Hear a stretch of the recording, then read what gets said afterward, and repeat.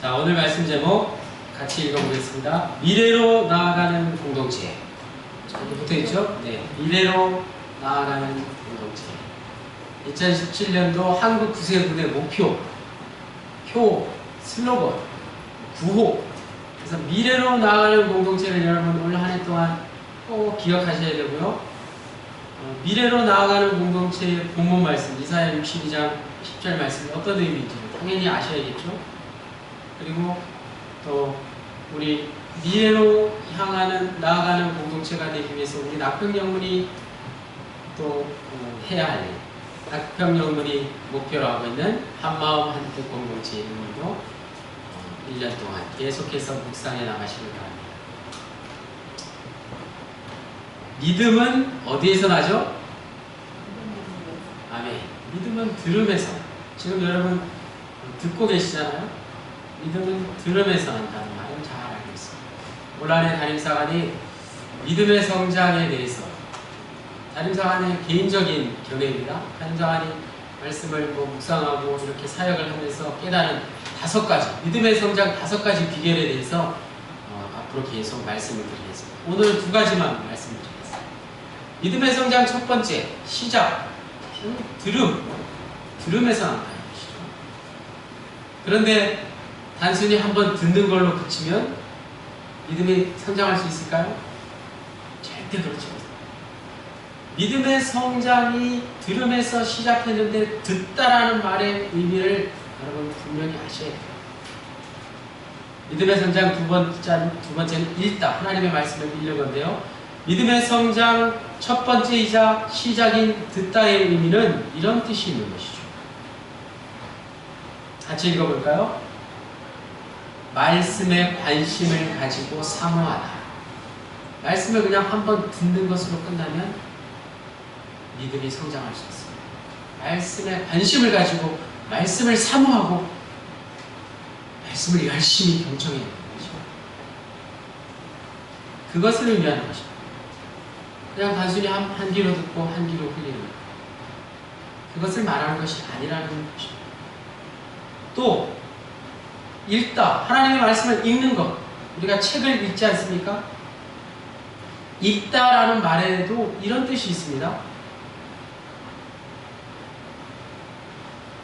사전적인 의미로는 거기에 담긴 뜻을 헤아려 알다라는 의미가 있고요.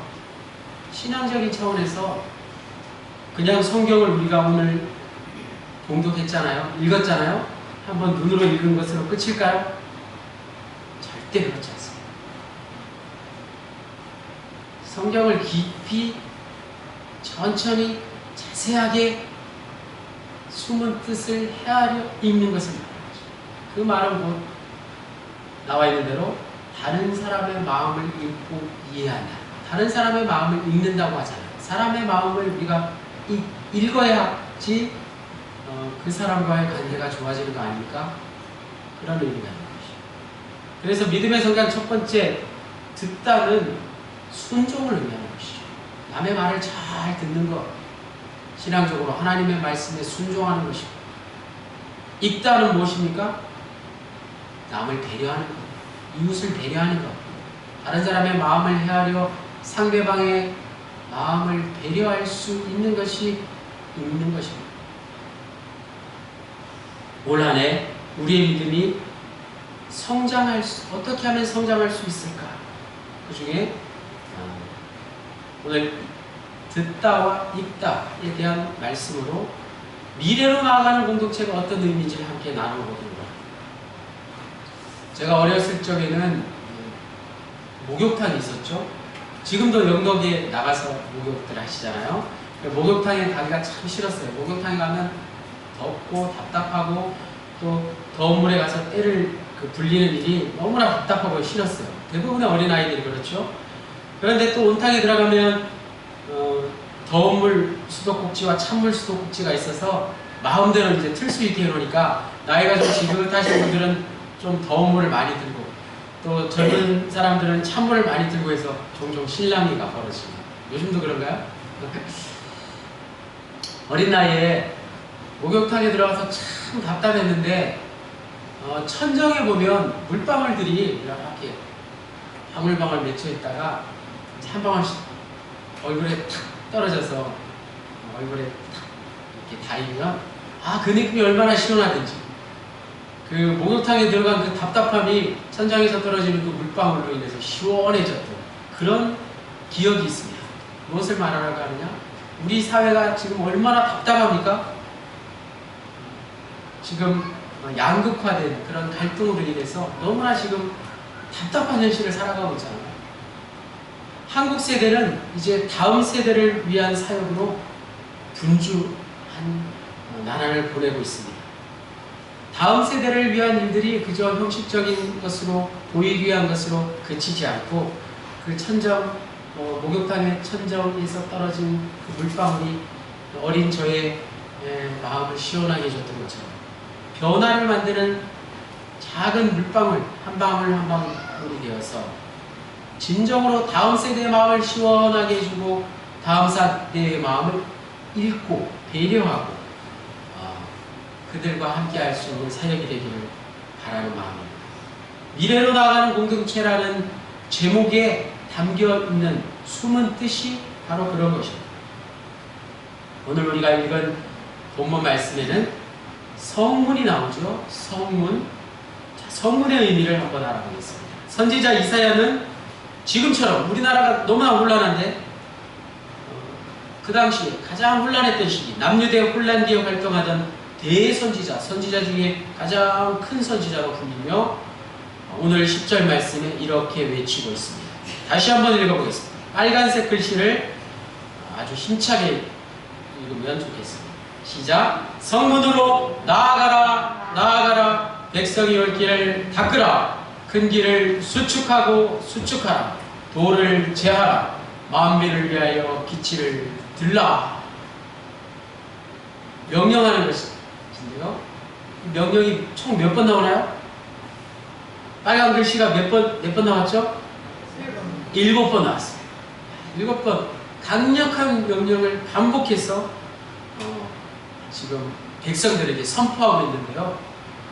이사야 선지자가 왜 이렇게 강력한 메시지를 선포하고 있을까요? 본문의 배경이 되는 성문에 대해서 우리가 알 필요가 있습니다.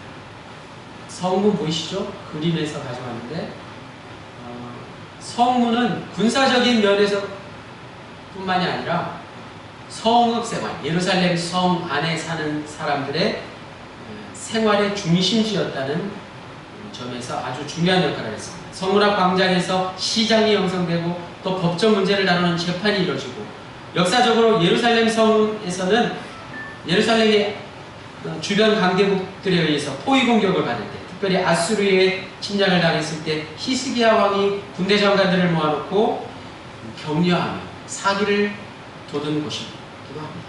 또 선지자 예레미야가 왕과 백성들을 모아서 하나님의 말씀을 선포했던 곳이기도 합니다. 예루살렘 성에 수문이 있었는데요, 학사 에스라가 바벨론에서 귀향한 백성들을 전부 모아놓고 율법책을 읽으면서 그 유명한 회개운동, 학사 에스라의 회개운동이 펼쳐졌던 곳이 바로 저 성문입니다. 또 신약이 와서 우리가 기억하는 예루살렘 성문은 사도 바울이 되기 전에 사울이 기독교인들을 탄압하며 사형 선고를 선고한 그 스데반이 유대인들의 돌에 맞아 순교한 장소, 이것이 바로 저 예루살렘 성문입니다. 이처럼 포로기 동안 황무지라, 버려진 자라 이름 붙여진 예루살렘 성에 이제 오늘 본문을 읽어보니까 11절로 12절에 하나님의 기쁨이 된다는 소식이 널리 울려 퍼졌습니다.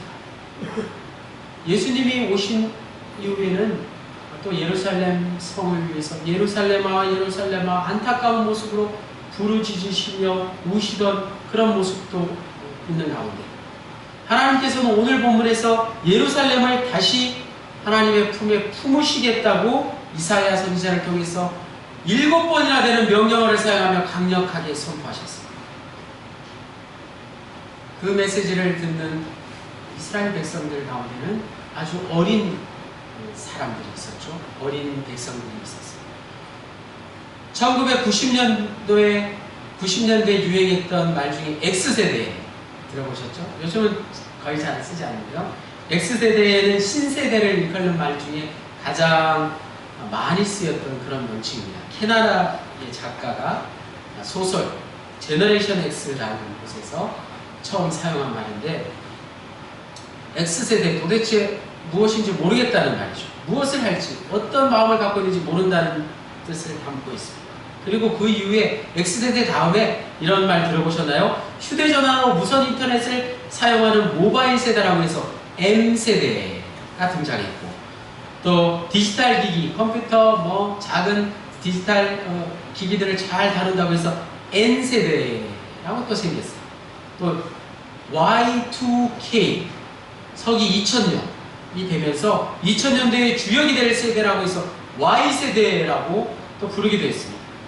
심지어 2002 한일 월드컵의 열기를 공유한 젊은 세대라는 W세대라는 말도 생겼습니다.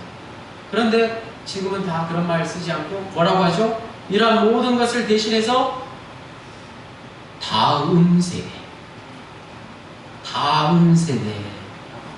다음 세대라는 말은 사전에도 나오는데요. 세대를 이을 아이, 이 세대를 이어나갈 아이라는 뜻이에요. 이 세대가 잘못하면 끊길 수도 있다는 의미를 담고 있습니다. 계속해서 성문으로 나가는 성문에 대해서 우리가 구체적으로 한번 알아보겠습니다. 이사야 선지자의 강력한 7개의 그 명령어가 오늘 우리에게, 새해를 맞이한 오늘 우리에게도 동일하게 던지는 메시지가 있습니다. 그것이 무엇일까요? 그렇다면 오늘 우리에게 성문이란 어떤 것일까요? 지금은 성이 없잖아요. 전쟁을 하지 않으니까 성은 그저 유적으로만 남아있고, 성문이란 이런 게 아닐까요? 세상살이로 힘들고 지치고 피곤한 몸을, 또 상처받은 마음을 쉴 수 있고, 또 재충전할 수 있고, 또 죄를 짓고 그것이 죄인지도 모른다거나, 혹은 죄로 인한 죄책감으로 인해서 괴로워하다가 하나님의 말씀을 통해서 통회하며 회복할 수 있는 것, 그곳이 바로 오늘날의 성문입니다. 교회가 바로 그런 성문의 역할을 감당해야 하죠. 거룩한 성문의 역할이 바로 이 교회의 사명인 것입니다. 그래서 세상 사람들에게 성문으로 나오라, 나오라 라고 외치는 것입니다. 구약 느헤미야 선지자는 예루살렘 성벽을 재건한 그런 선지자였습니다. 느헤미야서를 읽어보면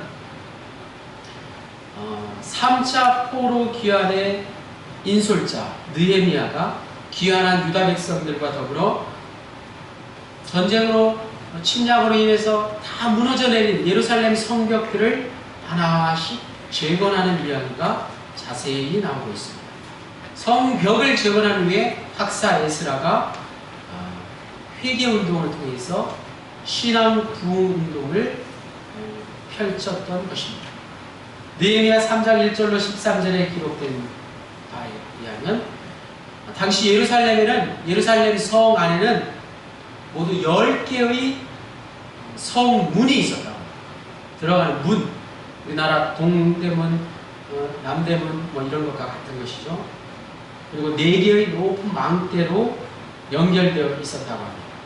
성벽을 건축할 때 구간별로 약 40명의 책임자가 있었는데, 온 백성들의 단결된 힘이 하나가 될 수 있었던 것, 한 마음 한 뜻이 될 수 있었던 것은 바로 느헤미야 선지자의 몫이었습니다. 성문에 대해서 한번 자세히 알아보겠습니다. 첫 번째는 느헤미야 3장 1절에 나오는 양문입니다.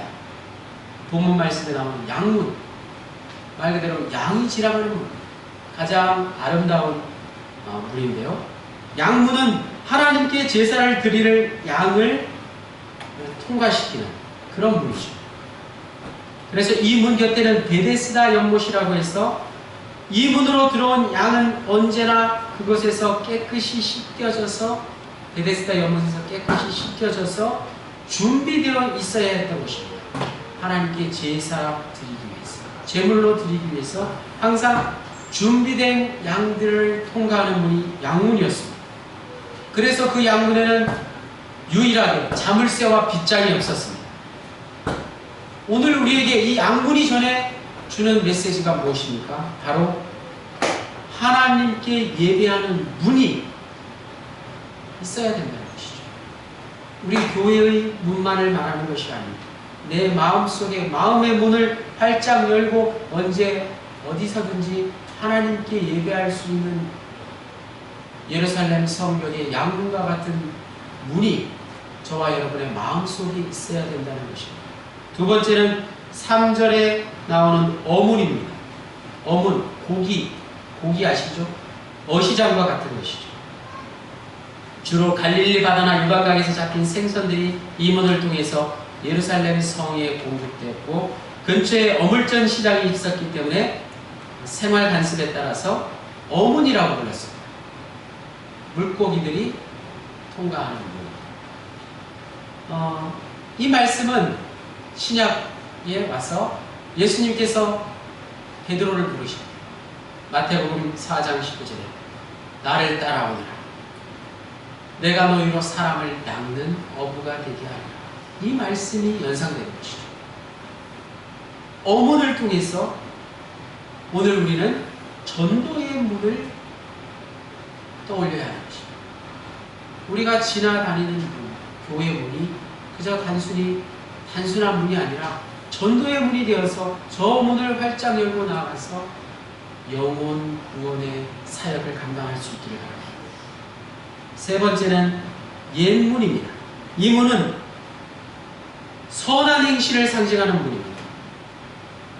옛문, 하나님이 태초에 인간을 창조하셨을 당시로 돌아가는 그런 것을 연상케합니다. 하나님께서 인간을 창조하셨을 때 하나님의 형상대로 우리를 창조하셨기 때문에 그 모습이야말로 가장 아름다웠고 하나님 보시기에 심히 좋았던 것입니다. 우리는 옛문의 의미를 통해서 하나님께서 우리를 지으셨을 때 그 당시에 순수하고 신실한 마음, 그 마음으로 돌아갈 수 있기를 바랍니다. 마지막 네 번째는 13절에 나오는 골짜기 문입니다. 골짜기 문은 예루살렘과 동쪽 감람산 사이에 깊은 골짜기로 내려가는 문, 낮은 곳으로 임하는 문, 겸손을 의미하고 있습니다.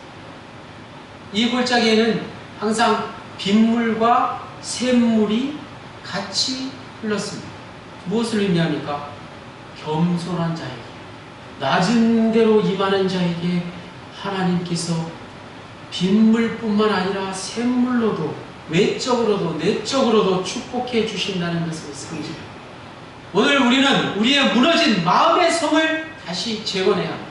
하나님께 예배하는 양문을 하나, 둘, 싹 전도하는 어문을 통해서 영혼 구원에 있으며, 선한 행실의 옛 문을 기억하고 겸손의 골짜기 옛 문을 통해 회개의 역사가 오늘 우리 이 나평 영문에서 다시 일어나기를 소망합니다. 그러할 때 이 성문은, 우리 나평 영문은 견고한 안전한 성이 될 줄로 믿습니다. 이 모든 것을 하나하나 잘 쌓아서 하나님께서 예비하신 축복을 누리는 2017년 한 해가 되기를 원합니다. 마지막, 승리의 깃발을 들라. 이사야 선지자의 메시지 두 번째는 바로 길을 닦고 큰 길을 수축하고 돌을 제하고 깃발을 들라, 이것입니다. 우리는 우리 세대에서 신앙생활이 끝난다고 생각하면 결코 오산입니다. 나 혼자 예수 믿고 구원받았다고 생각하면 큰 오해인 것입니다. 우리에게 책임이 있습니다. 믿음의 후배들, 제자들, 사랑하는 자녀들을 위해서 미래를 준비하는 자로 살아야 합니다.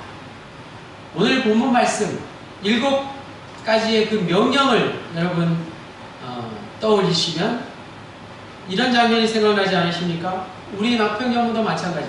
70년대, 80년대 예배당 건물을 짓던 때 교인들이 직접 두 팔을 걷어붙이고 길을 닦고 돌을 치우고 모래를 퍼나르고 벽돌을 찍어서 교회당 건물을 짓던 때, 그때를 여러분 기억하십니까? 그 일이야말로 세례 요한이 주님 오실 길을 예비한 것과 같은 사역이었습니다. 그러므로 오늘 우리 세대는 다음 세대의 길을 준비하며 다음 세대 앞에 놓이는 모든 방해물들을 다 제거해야 합니다. 우리의 몫입니다. 모든 사람이 볼 수 있게 승리의 깃발을 높이 들고 우리를 방해하는 사악한 영들을 물리칠 수 있도록 영적 고지를 점령해 깃발을 꽂아야 하는 것입니다. 전쟁을 생각해 보십시오. 전쟁의 종말이 어떻게 이루어집니까? 하늘을 나는 공군도, 바다를 누비는 해군도, 또 전장을 불사르는 포병도 아니라 전쟁이 종식되는 것, 전쟁이 최종 멈춰지는 것은 각계 전투에 임하는 소총수, 군인, 육군, 보병 한 사람 한 사람에 의해서 최종 승리의 깃발이 꽂힐 때, 고지가 점령될 때 전쟁이 종결되는 것입니다. 12절 말씀을 통해서 예루살렘에 쓸 이름을 거룩한 백성이요 구속받은 자요 일컬었습니다. 즉 구원받은 자라고 할 수 있습니다.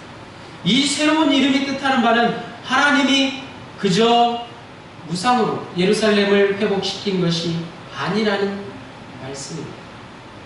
예루살렘 성이 회복되는데, 예루살렘 성벽이 재건되는 데는 엄청난 대가가 있었다는 사실을 기억해야 합니다. 그것이 무엇입니까? 예루살렘이 하나님의 기쁨이 되는 길에는 하나님만이 일하신 것이 결코 아닙니다.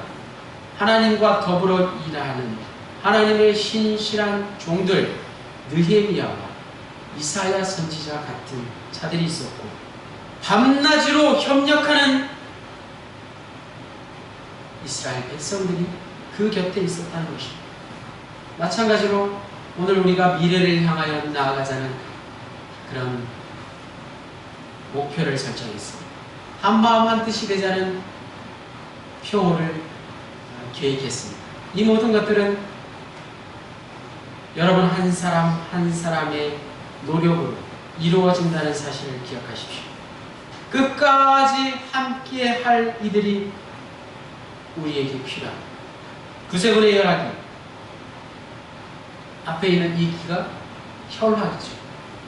영어로서 한글로 혈화, 영어로는 블러드 앤 파이어.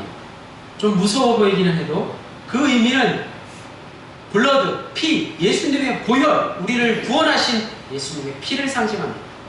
파이어, 불은 성령의 불을 의미하는 것입니다. 이것이야말로 구세군의 혈압이야말로 구세군의 정신을 가장 잘 보여줍니다. 우리가 구세군의 혈압기를 날려야 하는 이유는 구원을 위한 희생과 봉사를 다할, 그리고 성령의 도우심으로 성령의 힘과 열정을 따를 때 바로 이 구세군의 혈화 정신이 가장 낮은 곳을 통해 따뜻한 사랑과 나눔으로 이루어진다는 사실을 기억하십시오. 오늘 말씀의 제목, 미래로 나아가는 공동체, 의미를 여러분 우리가 함께 묵상하면서 이 시대 우리의 아이들을 다음 세대, 즉 세대를 이을 아이라고 부를 만큼 그 이름의 의미가 이처럼 중요하듯이 다음 세대가 없으면 세대가 더 이상 이어지지 않는, 우리 세대에서 끝이 난다는 의미를 담고 있듯이 이 시대의 크리스찬도 예수 믿는 사람들도 새로운 이름이 만들어져야 합니다. 새로운 이름으로 불려지기를 원합니다. 본문에 나오는 예루살렘이 여러 가지 새로운 이름이 붙여졌듯이 하나님의 신부가 될 것이라는 뜻, 하나님의 백성으로 하나님의 구원의 자리를 다시 찾을 수 있다는 의미로 새 이름이 붙여졌던 것처럼 오늘 예수 믿는 우리에게, 예수 믿는 사람들에게 어떤 이름이 붙여져야 할까요? 더 이상 우리를 그저 기독교인이라, 크리스찬이라, 믿는 자라, 어느 교회 교인이라 이것들로 충분합니까? 더 이상 과거를 연연하고 뒤를 돌아보는 것이 아니라 새로운 이름으로 미래를 바라보는 마음으로 우리에게 새로운 이름이 붙여져야 할 것입니다.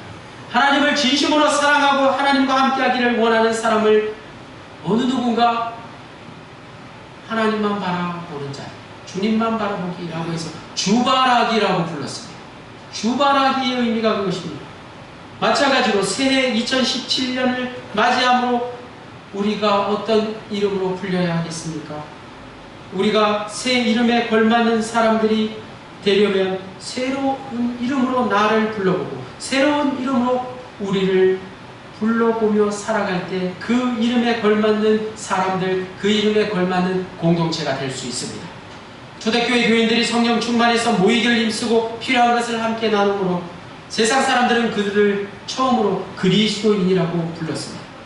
그들이 모인 초대교회가 사랑의 공동체, 부활생명의 공동체라고 불리기 시작했습니다. 마찬가지로 오늘 우리도 이제 진실한 기독교인, 남모르게 봉사하는 사람들이 되어 지역사회를 섬기는 교회, 다음 세대를 준비하는 교회, 즉 미래를 향하여 나아가는 공동체, 미래로 나아가는 공동체라는 이름으로 많은 사람들에게 불려지기를 소망합니다.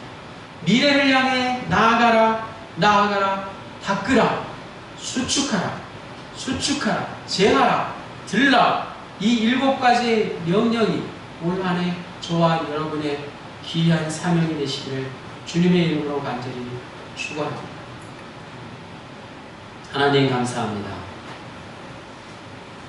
2017년도 새해 우리가 미래로 나아가는 공동체가 되기를 위해서 우리에게 주신 말씀, 나아가라, 나아가라, 닦으라, 수축하고 수축하라, 제하라, 들라, 이 명령이 우리의 진정한 사명되어서